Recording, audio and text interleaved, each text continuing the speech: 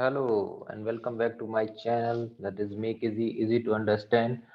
So this is our lecture series of manufacturing process, and we have already completed our first lecture. So in today's lectures, I am going to discuss about the properties of material. बहुत ही important है और these are the properties जो कि बहुत ही ज़्यादा important है. At the point of examination point of view से, university examination point of view से and the competitive examination point of view से भी ये प्रॉपर्टीज बहुत बहुत इंपॉर्टेंट है. सो चलिए स्टार्ट करते हैं अपना lecture that is properties of materials. So the material properties, it is a factor that influence qualitatively or quantitatively the response of a given material to impose stimuli and constraints. Example, forces, temperature, etc.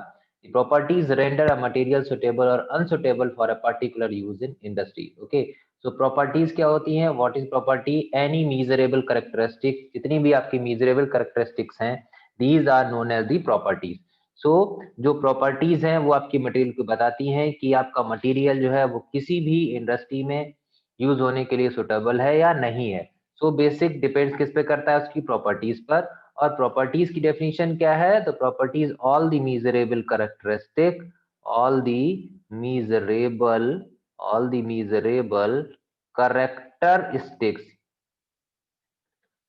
Characteristics are known as properties. Okay, इसको हम लोग properties बोलते हैं. जिस जिसको आप major कर सकते हो वो सारी चीज प्रॉपर्टीज होती हैं. ठीक है, लाइक डेंसिटी हो गया, प्रेशर हो गया, टेम्परेचर हो गया. So all these things are property. But जैसे आप मेजर नहीं कर सकते, लाइक स्मेल. ओके, स्मेल को आप कहीं मेजर कर सकते हो, so it is not a property. Smell एक प्रॉपर्टी नहीं है. ठीक है, सो प्रॉपर्टीज बहुत इंपॉर्टेंट रोल प्ले करती हैं किसी भी इंडस्ट्री में यूज के लिए. Right, then properties of metal. So metals are elements that have atom arranged into rows. The electrons are easily related from metal atoms so that the layer of metal atoms exists in a sea of electrons. Examples of metals are gold, copper, lead, zinc, iron, magnesium, sodium, calcium, mercury. So these are the metals. So basically materials क्या हैं? ठीक है, materials जो है ना वो metal से ही मिलकर के बने हुए, या तो खुद मेटल्स हैं या मेटल से बने हुए कुछ पदार्थ हैं. ठीक है, जिनको हम लोग मटेरियल्स बोलते हैं. क्लियर है? सो आई थिंक प्रॉपर्टीज जानना हमारे लिए बहुत जरूरी है, क्योंकि उसी पर डिपेंड होता है कि हम उस मटेरियल का यूज इंडस्ट्री में कहां पर करेंगे. Okay, so now will comes to the types of material properties. Material की प्रॉपर्टीज कौन कौन सी हो सकती हैं? ओके, सो हमने दो टाइप्स में प्रॉपर्टीज को क्लासिफाई किया हुआ है.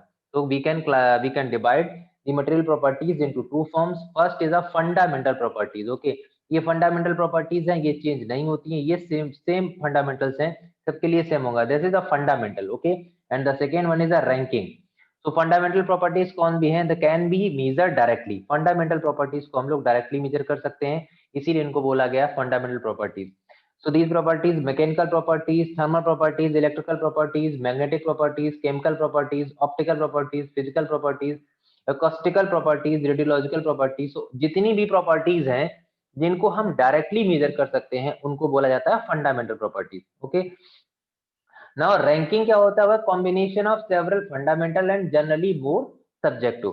सो ये जो प्रॉपर्टीज होंगी, रैंकिंग जो जो डिवीजन है वो क्या है?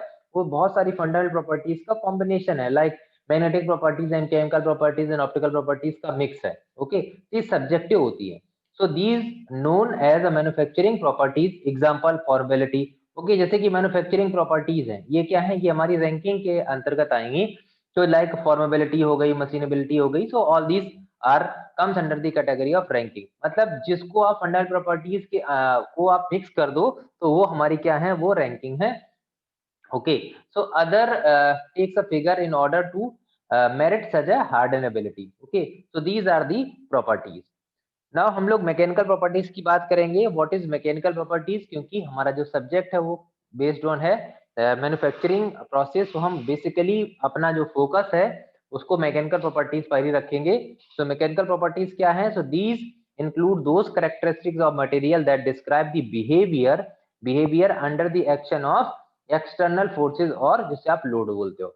सो it can be determined by conducting experimental test on the material specimen. इसको हम लोग डिटरमाइन करते हैं। डिफरेंट डिफरेंट प्रॉपर्टीज के लिए डिफरेंट डिफरेंट टेस्ट होते हैं, उन टेस्ट के बेसिस पर हम मटेरियल की प्रॉपर्टीज को आइडेंटिफाई कर लेते हैं कि इसकी प्रॉपर्टीज कितनी। Okay, so these are the some important properties written here. Okay, like a strength, okay, hardness, toughness, brittleness, ductility, malleability, elasticity, plasticity, rigidity, resilience, fatigue, creep. Okay, so some important properties हम one by one एक एक cover करेंगे। So first is our strength. Okay, so what is strength? Strength की definition क्या है?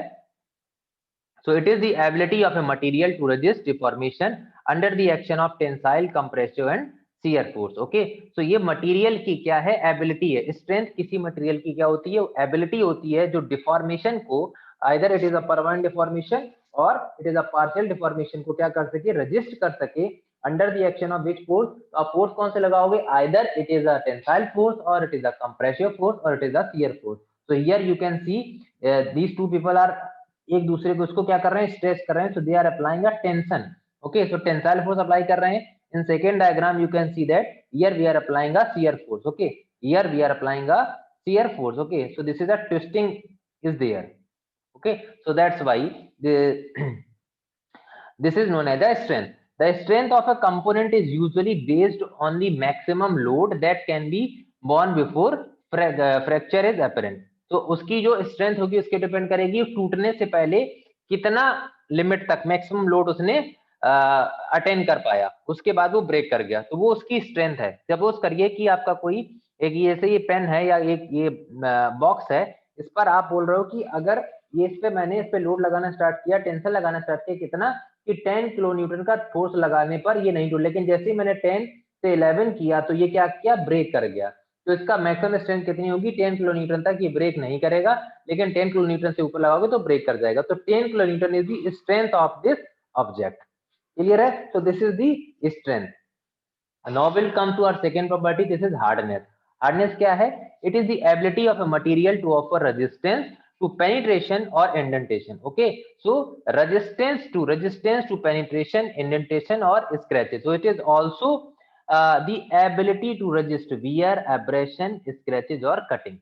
Okay, so hardness is a mechanical property, but इसको क्या बोला जाता है? क्योंकि ये सरफेस पर काम करती है, इसलिए कभी कभी इसको हम लोग सरफेस प्रॉपर्टी भी बोलते हैं। ओके, क्योंकि ये जो हार्डनेस है वो बेसिकली डिपेंड किस पे करती है? वो मटेरियल के सरफेस पर डिपेंड करती है कि उसके सरफेस पर कोई स्क्रैचेज आएगा या उस पर कोई एब्रेशन कर सकता है, ठीक है, या कोई इंडेंटेशन का ऐसे पार्ट आ सकता है। इसलिए ये केवल और केवल ये जो है ना सरफेस की प्रॉपर्टी है, तो इसको लोग क्या बोला जाता है? सरफेस प्रॉपर्टीज बोलते हैं। तो हार्डनेस क्या है? एबिलिटी टू रेजिस्ट किसको? पेनिट्रेशन को, इंडेंटेशन को, स्क्रैच को या एब्रेशन को, वियर को, इनको इसको क्या करना है? रेजिस्ट करना। So this is the hardness. अगली प्रॉपर्टी की बात करते हैं, so it is toughness. Okay, toughness क्या है? It is the energy absorption capacity, और वो भी कौन सी? Strain energy. So strain energy absorption capacity of a material up to which point this is a breaking point. अगर हम इसको नाम दें breaking point, breaking point. Okay, so energy absorption capacity of a material up to breaking point is known as toughness. Okay, so it describe a material resistance to fracture under impact loading. It is often expressed in terms of amount of energy. कौन सी energy है? ये strain energy है। Material can absorb before its fracture. So I can say the strain energy absorption capacity of a material before its fracture point. fracture point और breaking point, so इसको मैं नाम दे सकता हूँ fracture point. Fracture point. Okay, fracture point. So brittle material के लिए fracture point जल्दी आ जाएगा, डक्टाइल के लिए थोड़ा सा देर में आएगा। So the toughness of a ductile material is more as compare to brittle material. Clear है? So now next is a important properties brittleness and ductility. Brittleness क्या है? It is that property by virtue of which a material breaks easily under the action of shock loads without appreciable amount. Okay, so this is a property जो बोली उसको brittleness बोलेंगे। तो ये आप देख सकते हो कि यहाँ पर जो हमने डायग्राम ड्रॉ किया हुआ है temperature versus energy absorption on impact load है।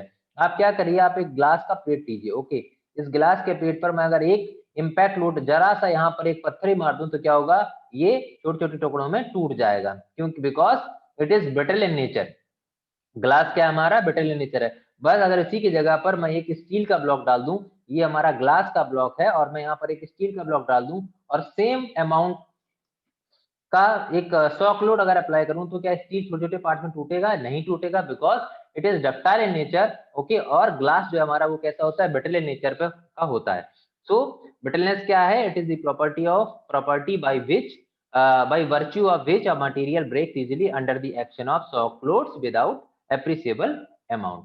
Ductility क्या है? It is measure the amount of deformation of a material can withstand before its breaking. Okay, so it is the ductility. You can see the ductility test here. जो ये amount है, ये break करने से पहले कितने अमाउंट के बाद टूटेगी, तो इतना अमाउंट तक ये ब्रेक कर गई, सॉरी ये एक्सटेंड कर गई और उसके बाद ये ब्रेक करेगी।